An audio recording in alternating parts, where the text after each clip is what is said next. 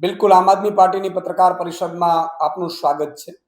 આજે ગુજરાતના ખેડૂતો એટલા દુઃખી છે કે એક તો પાક વીમો યોજના બંધ છે, ખેડૂતોને ભાવ નથી મળતા, ખાતર પૂરતો નથી મળતો, ખાતરના ઊંચા ભાવ છે, ડીઝલ મળતું નથી, ડીઝલમાં હેરાન પરેશાન થાય છે। આટલું ઓછું હોય તેમ રાજ્ય સરકાર પ્રેરિત ખેડૂત ઉપર એક મોટી આફત આવી છે। અને રાજ્ય સરકાર પ્રેરિત એટલા માટે હું કહું છું કે પ્રાઇવેટ કંપનીઓ અને રાજ્ય સરકારે મળીને જે ખેડૂતો પોતાની જમીન ખેડતા હતા એને ખબર નહોતી ને રાતોરાત હાઈ ટેન્શન લાઈનો કચ્છથી લઈને જામનગર સુધી, આ બાજુ ધોળકા સુધી, લગભગ આખા ગુજરાતમાં હાઈ ટેન્શન લાઈનો નાખવાની છે। ત્યારે સવાલ ઈ થાય છે કે ખેડૂતોને અત્યારે પોતાના ખેતરમાં જવા માટે પોલીસ સાથે ઘર્ષણ થઈ રહ્યું છે। શું કામ થઈ રહ્યું છે? તો કે વળતર પૂરતું મળતું નથી, વળતર કોઈક ત્રીજો નક્કી કરે છે। અને મેં એવું સાંભળ્યું છે, આ તપાસનો વિષય છે કે કંપનીઓ જે વીજ કંપનીઓ છે, જે થાંભલાઓ નાખે છે, પવનચક્કીઓ નાખે છે, આ વીજ કંપનીઓ કરોડો રૂપિયાનો ફંડ ક્યાંક કોઈક પાર્ટીને આપી રહી છે, નેતાઓને કોન્ટ્રાક્ટ આપી રહી છે ભાજપના, અને સાથે સાથે કેટલાક અધિકારીઓ પણ આમાંથી કમાઈ રહ્યા છે, પણ ખેડૂતને કાંઈ મળતું નથી। ખેડૂતની જમીનમાં થાંભલા નાખીને આ લોકો કરોડો કમાવાના છે। કઈ રીતે કમાવાના છે? આ પ્રાઇવેટ કંપનીઓ છે, પ્રાઇવેટ કંપનીઓ છે એ વીજળી ઉત્પાદન કરશે કે વીજ વહન કરશે કે વીજ લઈ જશે, એટલે એ તો પોતે જ કમાવાની છે। અને ખેડૂતોને પૂરતું વળતર આપતી નથી। ગુંડાઓ, લુખાઓ કે કેટલાક લોકોને કોન્ટ્રાક્ટ આપી દે છે, તો નેતાઓને કોન્ટ્રાક્ટ આપી દે છે, પોલીસને ભાડે રાખીને પોલીસને લઈને લાઠીચાર્જ કરાવે છે ખેડૂતો પર। ગઈકાલે જે મોરબીના જેતપર ગામે એક મંત્રીના ગામમાં જે રીતે પોલીસે મહિલાઓ, બાળકો, ખેડૂતો ઉપર અત્યાચાર કર્યો, એ અત્યાચારની હદ વટાવી દીધી। આ પેલા સુરેન્દ્રનગરમાં, આ પેલા દ્વારકામાં, જામનગરમાં, રાજકોટમાં, તમામ જગ્યાએ પોલીસને આગળ કરીને ભાજપ છે એ ખેડૂતો પર અત્યાચાર કરી રહી છે। મારે બે સવાલ કરવા છે સરકાર। આ કહેવાતી હિન્દુ સરકાર પોતે એમ કહેતી હતી પ્રધાનમંત્રી હિન્દુ છે, રાષ્ટ્રપતિ હિન્દુ છે, મંત્રીઓ હિન્દુ છે, મુખ્યમંત્રી હિન્દુ છે, સાંસદો હિન્દુ છે, ધારાસભ્યો હિન્દુ છે, તાલુકા જિલ્લા પંચાયતના સભ્યો હિન્દુ છે, તો મારા હિન્દુ ખેડૂતો ઉપર અત્યાચાર થાય છે ત્યારે બધા મૌન કેમ છે, એના મુખડા કેમ સિવાય જાય છે? પહેલી વાત। બીજું કે તમને કમાણી જોઈએ છે, તમે હિન્દુને ભૂલી ગયા? તમે કહેવાતા હિન્દુઓ છો ભાઈ? ત્રીજી વાત કે આ તમામ બાબતમાં તમે એરપોર્ટ ઉપર પાર્કિંગ આપણે જે પ્રાઇવેટ કંપનીઓને તમે આપ્યું છે એ કલાકના ભાડું લે છે। એએમસી અથવા તો કોઈ પણ મહાનગરપાલિકા હોય એનો પાર્કિંગમાં કલાક, 2 કલાકમાં ભાઈ પાર્કિંગના ચાર્જ લાગે છે। તમે જુઓ પ્રાઇવેટ જે મોબાઈલ ટાવર નાખે છે એ પણ તમે ભાડે આપીને એના ચાર્જ લે છે। તો મારા ખેડૂતની જમીનમાં વર્ષો સુધી થાંભલાઓ નાખીને એ પણ કાંઈ વળતર વગર, એ કોને નક્કી કરે છે ભાઈ? કોણ નક્કી કરે છે? અચ્છા, કમાય છે કંપનીઓ અને વળતર સાવ ટૂંકું આપે ને એમાં તમારા ભાજપના નેતાઓ કોન્ટ્રાક્ટરો કમાય, એ કામ રાખે એ કમાય, અધિકારીઓ ત્યાંના લોકલ કમાય, પણ મારો ખેડૂત કોઈ કમાતો નથી। એટલા માટે આજે મુખ્યમંત્રીશ્રીને મેં પત્ર લખ્યો છે અને મુખ્યમંત્રીશ્રીને મેં માંગણી કરી છે કે એક તો હાઈ ટેન્શન લાઈનની અત્યારે કલેક્ટરની અધ્યક્ષતામાં તમારી સમિતિ બને છે, વળતર સમિતિ, એમાં ખેડૂતોના હવે ખેડૂતોને કલેક્ટર હુકમ કરી દે, કલેક્ટર એમ કે 144 લગાડી દે, પોલીસને સૂચના આપી દે, કાયદો વ્યવસ્થા સંભાળી દે। ભાઈ કલેક્ટર ક્યાં રાજા હરિશ્ચંદ્ર દીકરાઓ છે? અને એક કલેક્ટર શું કામ નક્કી કરે છે?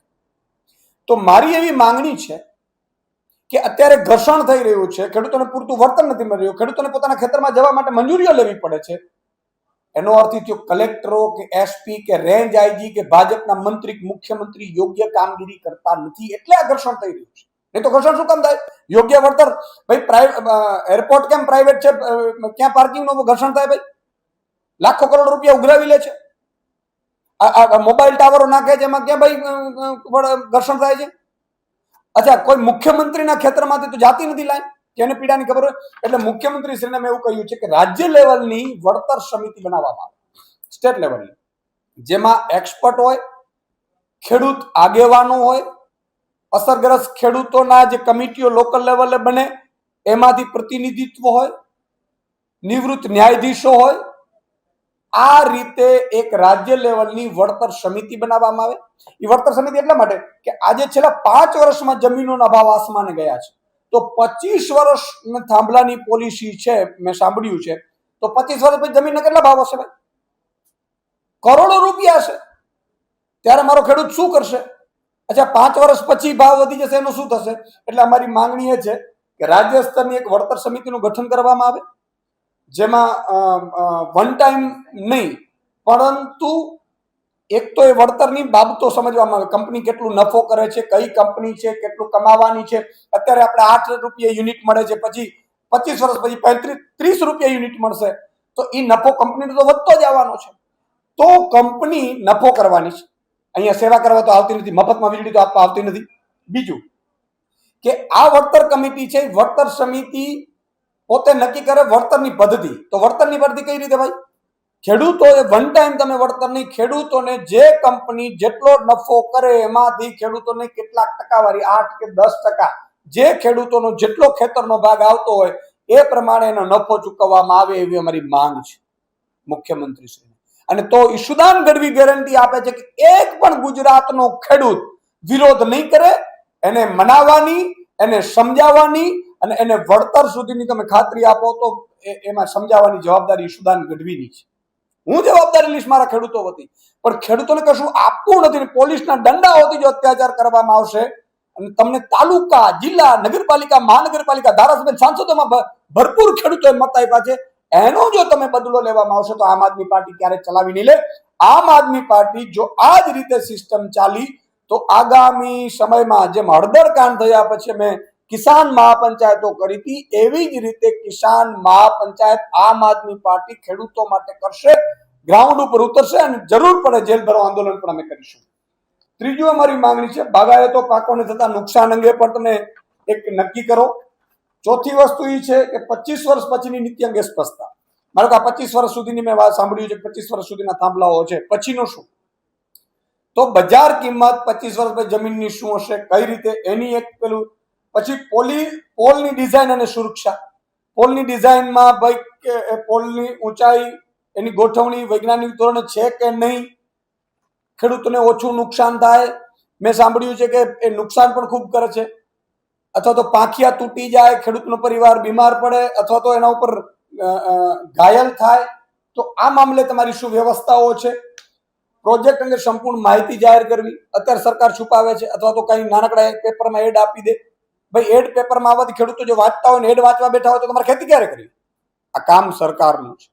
એટલે આ બાબતે પણ ક્લિયરિટી કરવામાં આવે. ગ્રામ સભાની સંમતિ ફરજિયાત બનાવી. કોઈ પણ ગ્રામ સભાની સંમતિ વગર ખેડૂત, કલેક્ટર, એસપી ખેડૂતના ખેતરમાં રેન્જ આઈજી, મુખ્યમંત્રી પણ ઘૂસવું ન જોઈએ. આ કંપની વાળા તો શું, અને કંપનીને તમે પોલીસ ભાડે આપો છો તો ખેડૂતને પણ પોલીસ ભાડે આપવામાં આવે, એવી પણ અમારી માંગ છે. જમીન સમતલીકરણ અને પુનઃસ્થાપન. આ કામ પૂર્ણ થયા પછી જમીનનું સમતલ કરવાની વ્યવસ્થા પણ કંપનીએ કરવાની. અને સૌથી અગત્યનો મુદ્દો, આ ટેલિગ્રાફ એક્ટ 1885 જૂના કાયદા અંતર્ગત આ બધું થઈ રહ્યું છે. એમાં તુરંત અંગ્રેજોએ કર્યું હતું, આપણા ઉપર અત્યાચાર કરવા માટે કર્યું હતું. અંગ્રેજો વિરુદ્ધ કોઈ બોલે નહીં એટલે પોલીસનું દમન કરી ડરાવી દેવા માટે અંગ્રેજો કર્યું હતું. ત્યારે આપણે ગુલામ હતા. અત્યારે આપણો દેશ આઝાદ છે, તો આમાં તાત્કાલિક ધોરણે આગામી વિધાનસભાનું મળે એમાં સુધારો કરવામાં આવે, એની માંગ સાથે આજે મુખ્યમંત્રીશ્રીને મેં પત્ર લખ્યો છે.